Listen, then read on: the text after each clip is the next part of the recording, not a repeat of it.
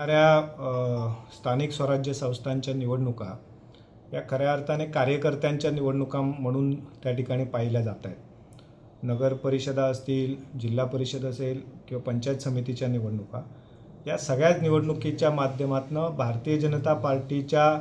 कार्यकर्त्यांची सुरुवातीपासूनच एक भूमिका राहिलेली होती की या ठिकाणी भारतीय जनता पार्टी म्हणून स्वबळावर या निवडणुका लढवल्या जाव्यात। आणि वरिष्ठांशी चर्चा केल्याच्या नंतर वरिष्ठांची ही सकारात्मक भूमिका तशा पद्धतीची राहिलेली आहे आणि म्हणून या जिल्ह्यातल्या या निवडणुका या मैत्रीपूर्ण लढतीच्या माध्यमातून त्या ठिकाणी भारतीय जनता पार्टी स्वबळावर निवडणुका निश्चितपणे लढवेल आणि येणाऱ्या जिल्हा परिषदेच्या निवडणुकीमध्ये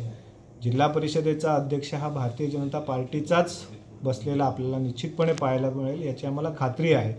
कारण या जिल्ह्यामध्ये भारतीय जनता पार्टीचा एक पक्षाचं स्वतःचं असं एक संघटन आहे आणि या संघटनेच्या माध्यमातून प्रत्येक बूथवर एक बूथ रचना, त्या प्रत्येक बूथवर असणारे आमचे कार्यकर्त्यांची फळी, या सगळ्याच्या माध्यमातून यापूर्वी अनेक निवडणुकांमध्ये सुद्धा चांगले रिझल्ट भारतीय जनता पार्टीच्या माध्यमातून आपल्याला पाहायला मिळाले आणि म्हणून निश्चितपणे आम्हाला खात्री आहे की येणाऱ्या निवडणुकांमध्ये सुद्धा भारतीय जनता पार्टी हीच त्या ठिकाणी निवडणुकांमध्ये जिंकलेली आपल्याला निश्चितपणे दिसेल।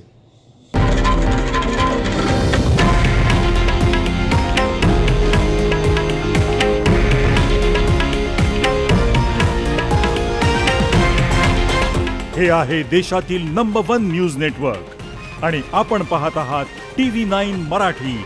एकमेव।